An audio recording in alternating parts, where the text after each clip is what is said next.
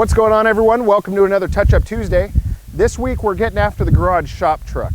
It's a 2018 Ford F-150 Limited, and between running to go grab parts to heading to the burger joint for lunch, this thing gets its fair share of abuse. We hop in, hop out, take it to where we need to go, bring it back.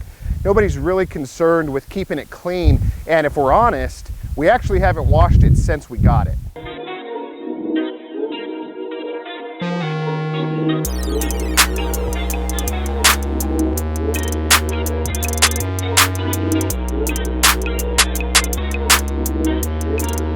Needless to say, the truck needs some TLC. With that being the case, we're going to throw everything we've got at it. It's going to be a great opportunity to show you what it takes to do a complete wash on something that's extremely dirty. On this episode, we'll start with the basics of an exterior wash. We'll clean the wheels and the tires, and then we'll move on to the paint and bodywork of the truck. In future episodes, we're going to attack the interior and jump into some paint decontamination along with a light surface correction. Before we get started, you want to park the car or truck in a shaded area. Make sure the surface is cool to the touch. This will help ensure products aren't drying on the car or truck prior to rinsing them off. We're going to start with the wheels and tires. We clean these before the paint because they're the dirtiest. Plus, if we wait until after our wash, we run the risk of splashing dirt and brake dust back onto the clean paint. There's a major fundamental to point out here. You want to always avoid cross-contamination. Use tools and buckets specifically designated for your wheels. Obviously, your wheels are full of brake dust and road grime. The last thing you want to do is take the wash mitt you're going to use for your paint and wipe down your wheels. It's only going to grab the sharp brake dust particles, trap them in your mitt, and then scratch or swirl your paint when you wash it later on in the process. When cleaning your wheels, it's important to note that you work one at a time. You never want to apply cleaner to all four wheels and then start detailing them. As far as tools are concerned, you'll need a bucket dedicated for your wheels. We filled ours with water along with our JLG Clean Strip shampoo. We're also using an easy detail brush, a fender brush, along with our boar's hair detailing brushes to get in the nooks of the wheel and lug nut recesses. Use your desired wheel cleaner for the barrel and the face of the wheel. The nice thing about the easy detail brush is it can bend to fit in tighter areas. I like to give it a 90-degree bend to get behind the wheel spokes. While you're here, make sure you give the wheel wells a good scrub too. Repeat this process on all four wheels.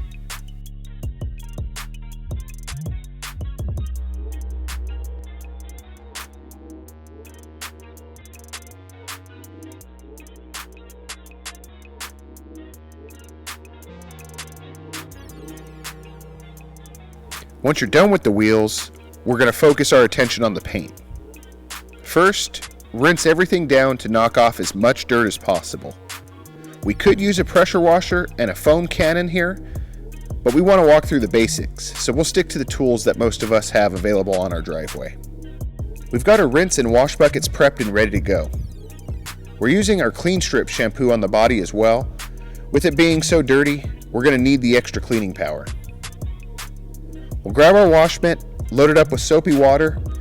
The order we normally wash in is to start with the roof and the glass of the car, then we wash the hood and top of the trunk.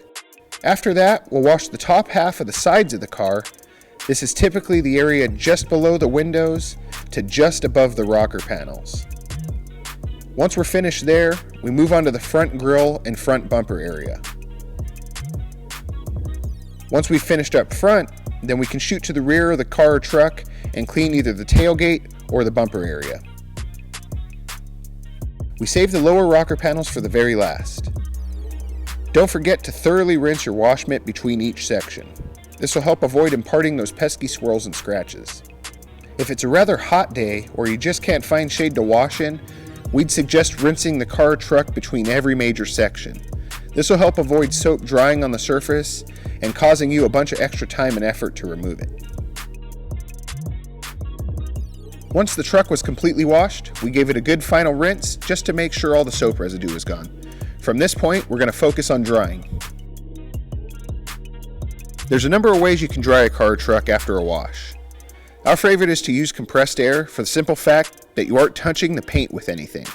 The less you touch it, the less chance you have to scratch or swirl it. But we know not everyone has that luxury, so instead, we're going to use the drying aid along with 2 microfiber towels. Drying aids help lubricate your drying towel.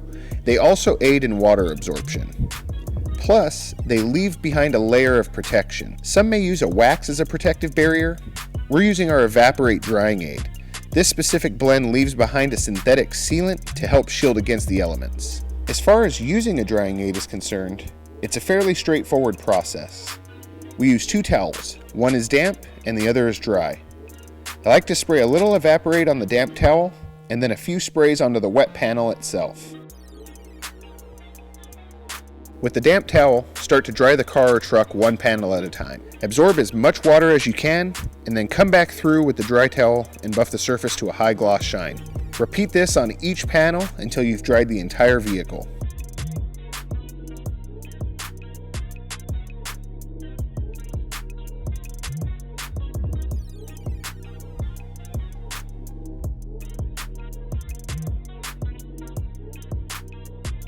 After the body was dried, we moved on to the wheels and tires.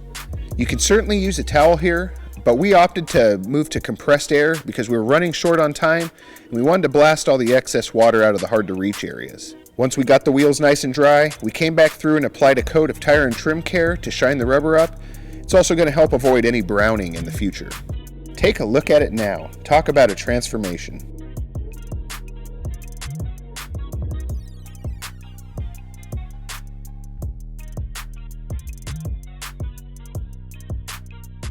In next week's episode, we'll tackle the interior. As you can see, it's thrashed. We're certainly going to have our work cut out for us. And that's it for this week's Touch Up Tuesday.